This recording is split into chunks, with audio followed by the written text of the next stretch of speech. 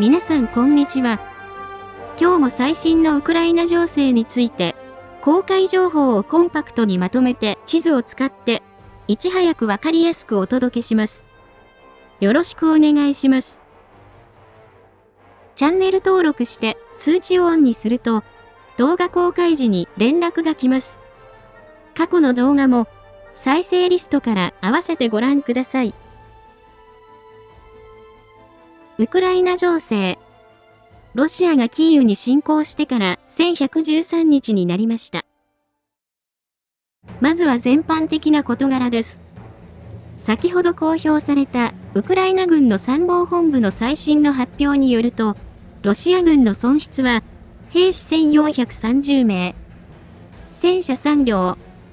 装甲戦闘車7両、砲44門、多連装ロケット1両、ドローン111機、その他車両71両、となっています。戦線全体では、1日で244回の地上戦の報告がありました。ロシア軍は、スジャの攻勢を開始し、ウクライナは過去最大のドローン攻撃を行いました。また、後ほどお伝えしますが、停戦協議について、クレムリンの発表はありませんが、ロシア側の軍事ブロガーたちは、裏切り行為、妨害、受け入れられないなど一斉に拒否し、ロシアで有力な国会議員のビクトル・ソボレフは、ウクライナを利するだけだと切り捨て、連邦評議会はいかなる合意も、ロシアの条件に沿って行われなければならないと反対を表明しました。戦況図と並んでよく見られているウクライナとロシア情勢のニュースコーナーです。YouTube のチャプター機能で必要なところを見ることもできます。1番目。これはニュースになっていると思いますが、ウクライナとアメリカは30日間の停戦と軍事支援の再開を直ちに行うことで合意しました。ゼレンスキー大統領は SNS でコメントを発表し、ロシアが同意すれば、その瞬間に停戦となる。ロシアは戦争を止めるか継続するか示す必要があり、真実を明らかにする時が来たと述べました。これについて、ブルームバーグは、停戦はプーチン大統領次第で拒否する可能性があると伝え、ランド研究所の上級政治研究員のシャラップ氏は、ウクライナはかなりうまくやった。ロシアは、自らの意思に反する合意を受け入れるか、トランプ大統領の怒りを買うかの二択になったと述べました。また、元駐ウクライナ米国大使のハーブスト氏は、プーチン大統領は全面的に拒否せず、クルスクには適用されないなど、合意の修正を試みるだろうと予測しました。2番目。中国はロシアから距離を取り始めました。まず、中国の欧州問題担当特別代表は、中国はウクライナと欧州連合が参加しない米ロ交渉に反対すると述べ、ロシアの立場と異なる発言を行いました。ちなみに、ロシアはウクライナと欧州抜きで、アメリカとの二国間交渉で停戦条件を協議する立場をとっています。これに対し、ロシアメディアは、これは戦略的同盟国であるはずの中国の裏切りであり、北京が欧州とウクライナの側についたと憤慨しています。また、中国メディアは、ウクライナ側から戦争を取材し、ウクライナ軍がロシア軍を攻撃している様子を放送しました。映像では、ウクライナが多連装ロケットをロシア軍に向けて発射し、女性の記者がその様子を語っているところが10分弱の映像で放送されています。中国メディアは、これまでロシア側の報道を伝える形でウクライナ戦争を伝えていて、大きな方向転換となります。これについて、記事では、専門家の話として、アメリカとロシアが接近したことに対し、習近平国家主席が非常に不満を持っていると伝えています。3番目。ロシアの連邦予算の赤字が急速に増加しています。今年1月と2月の支出は8兆1000億ルーブルで、前年に比べ 30.6% も増加しました。それに対し、収入は 5.3 兆ルーブルで、ほとんど変化がなく、財政赤字は 2.7 兆ルーブルとなりました。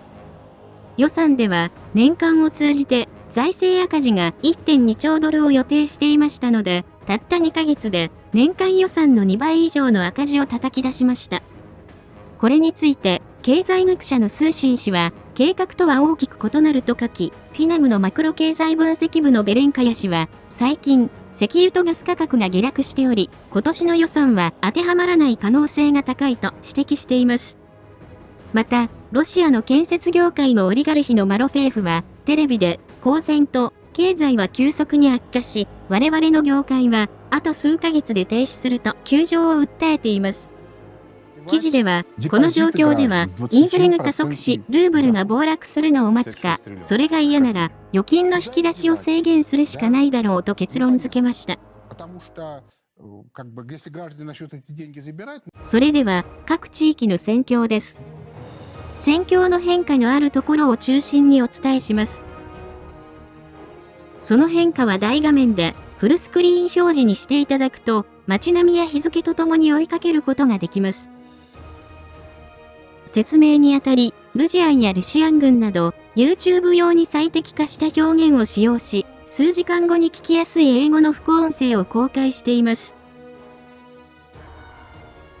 北東部クルスク、ハルキウ方面。ルシアン軍が奪還作戦を行っているクルスクと、ハルキウ方面の戦況についてお伝えします。クルスク方面。作戦に影響を与えるクルスクの天気は、曇り。最高気温12度、最低気温6度。今日の天気予報は、雨となっています。この方面で、ルシアン軍は、他の方面を犠牲にしてでも、戦力を集中させ、スジャへの総攻撃を開始した模様です。ゲラシモフ参謀総長は、クルスクの司令部に訪問し、現地の司令官から、戦況の報告を受けた情報があります。一方、ウクライナ軍は、スジャの後方に部隊を下げて、川を防衛線にして、戦線の整理を行い、スジャで市街戦に持ち込み、ビリカノボシルカやトレツク、ポクロフスクのように、ルジアンに損害を与え、疲弊させる戦術を採用すると考えられます。1番目。スジャの75キロ西にあるテトキノでは、位置情報付きの映像によると、ウクライナ軍が ASSM ハンマーで検問所に空爆を行っているところがあり、この場所がウクライナ軍の支配下にないことが確認できます。この場所は、ちょうど1年前に、ロシア義勇軍、ロシアの自由軍団が、新政権の打倒を掲げて越境攻撃を行ったところでしたが、戦況図では、国境まで、ルシアン軍が奪還したとして更新しました。面積は15平方キロになります。2番目。一方、マラヤロクニャ付近では、ウクライナ軍は、この方面の第22自動車化ライフル連隊の司令部に、ハイマースで攻撃を行いました。ちょうど、司令官の会議を行っていたところを見計らうかのようなタイミングで、会議に複数のハイマースが参加しました。ルシアン軍の高官が複数排除されたほか、多くの部隊が命令を待つため集結していたため、500人以上が無力化され、内約半数が地獄に召されたと、複数のルシアンの軍事ブロガーは伝えています。3番目。スジャの北5キロのところにあるコザチャロクネの集落では、昨日の動画で、ウクライナ軍の大規模な撤退をお伝えしましたが、新たな位置情報付きの映像によると、集落内で、ルジアンの姿が確認され、この付近のウクライナ軍の撤退が完了し、ルジアンが奪還したことが確認できます。ご覧いただいているのは、ルジアン側の映像で、地図で示した場所の様子となっています。また、ここ数日クニャジ付近で、複数のウクライナ軍の装甲車両が遺棄されているのが確認されることから、戦況図では、ウクライナ軍の占領地を幹線道路付近まで縮小させ、コザチャロクニャまでルジアンが奪還したとして、また、この北側の係争地は、すべて奪還地として更新しました。奪還した面積は68平方キロになります。4番目。また、スジャの東側でも、ウクライナ軍は部隊をスジャに引き寄せ、スジャ川、プセール川を防衛線として交代し、空いたところにルシアン軍が入りました。ご覧いただいているのは、スジャの南東 1.5 キロのところにあるザモステという集落で、ルジアンが旗を掲げて奪還を主張しているところとなっています。戦況図では、川の東側をルシアン軍が奪還したとして更新しました。面積は67平方キロになります。5番目。一方、グエボの集落には、ウクライナ軍の存在が確認でき、この場所は、ウクライナ軍が占領していることが確認できます。ご覧いただいているのは、ルシアン軍の第40海兵旅団の撮影したもので、地図の場所を観察している様子となっています。こちらは、戦況図に変更はありません。ハルキウ方面。この方面で、ルジアンは2回攻撃を行いましたが、今日もウクライナ軍が撃退し、戦況図に変化はありませんでした。北東部ルハンスク州方面。東部チャシフヤール方面。クピャンスクからチャシフヤール方面の戦況についてお伝えします。この方面でルジアンは、クピャンスク方面で8回、スバトベ・クレミンナ戦は21回、シベルスク周辺では12回、チャシフヤール方面では2回、トレツクの方向は17回攻撃を行いました。シベルスク周辺。この方面でルシアン軍は大規模な機械化攻撃を実施しました。そのうち、ビロホリフカの南西3キロに位置する郊外では、位置情報付きの映像によると、ルシアン軍が大体規模の機械化攻撃を行いました。ご覧いただいているのは、ウクライナ側の撮影したもので、この攻撃により、ルシアン軍は、戦車は1両、装甲車両14両が破壊され、戦車2両、装甲車両16両が損傷、159人が地獄に召されたと報告しています。この攻撃は失敗し、戦況図に変更はありません。トレツク方面。この方面は激しい市街戦となっています。戦況はウクライナ軍がわずかに押していて、ルジアンの補給をズタズタにして消耗させながら、少しずつ奪還を進めています。1番目。そのうち、南側の住宅地では、位置情報付きの映像によると、ルシアン軍の偵察ドローンが、ウクライナ軍の様子を観察しているところがあり、この場所が、ウクライナ軍の支配下にあることがわかります。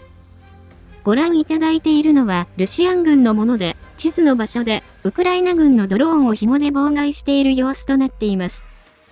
戦況図では、この付近400メートルほどをウクライナ軍が奪還したとして更新しました。2番目。また、その10キロ南西にあるニューヨークの郊外では、位置情報付きの映像によると、ウクライナ軍がパンテレイモニフカから反撃を行い、一部陣地を奪還しました。ご覧いただいているのは、ルシアン軍の第68戦車大隊のもので、地図の場所のウクライナ軍陣地を観察しているところとなっています。この付近は、昨年の8月にルジアンが攻勢を仕掛けていたところでしたが、戦況図では、この場所を係争地からウクライナ軍が奪還したとして更新しました。南東部ドネツク州、ポクロフスク、コスティアンティノピル、ベリカノボシルカ方面の戦況についてお伝えします。この方面でルジアンは、ポクロフスク方面では21回、コスティアンティノピル、ベリカノボシルカ方面で17回攻撃を行いました。ポクロフスク方面。この方面では、ルシアン軍の進軍が停止状態となり、ウクライナ軍が局所的に反撃を行っています。1番目。ポクロフスクの東にある高速 T0504 号線のインターでは、ウクライナ軍が地図の工場に反撃を行いました。ご覧いただいているのは、ウクライナ軍の第1戦車旅団のもので、1両の車両が前進しながら建物を観察している様子となっています。この場所は、ちょうど1ヶ月前にルジアンが占領し、ここを足がかりに前進を図っていたところですが、戦況図では、ルジアンの占領地を縮小させ、係争地に更新しました。それ以外には、戦況図に変更のある情報はなく、この方面に配置されているウクライナ軍の第59突撃旅団の未釈将校は、現在敵は再編成中で、攻撃のペースは低下していると説明しました。コスティアンティノピル方面、ベリカノボシルカ方面。この方面では、ルシアン軍の攻撃は、回数は多いもののウクライナ軍が撃退し、戦況図に変更はありませんでした。後方地域。昨日の動画で速報でお伝えしましたが、ウクライナ軍の参謀本部は戦略爆撃を行い、モスクワ製油所、オリョールのエネルギー施設を攻撃したと発表し、ルシアン軍では343機のドローンを撃墜し、そのうち91機をモスクワで撃墜したと主張しました。映像はおそらく電子戦で墜落したドローンと思われる様子となっています。そのうち、モスクワ製油所は年間1100万トンの石油を処理し、モスクワ市のディーゼルとガソリンの半分を供給しているとのことです。南部ザポリージャ州、南部ヘルソン州。これらの方面でルジアンは4回攻撃を行いました。カミアンスケ方面。ビャティハトキーでは、位置情報付きの映像によると、集落の中心部で、ルジアンが旗を掲げて占領を主張しました。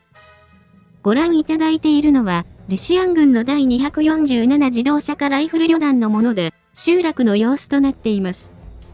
この付近は、おととしの反転攻勢でウクライナ軍が奪還したところでしたが、戦況図では、この付近をルジアンが占領したとして更新しました。面積は4平方キロになります。今日は以上です。情勢分析やニュースの感想、最新情報など、ぜひコメント欄にお寄せください。最後に、このチャンネルにはサブチャンネルがあります。また、関連するツイッター、ノート、テレグラム、ニコニコ動画があります。ノートでは全文を掲載し、ニコニコ動画では過去の動画を順次掲載しています。何かあった時は、これらのメディアで視聴者様にお知らせしますので、ぜひ、どれか一つでもチャンネル登録、フォローの方をお願いします。リンクは概要欄にあります。ご視聴いただきありがとうございました。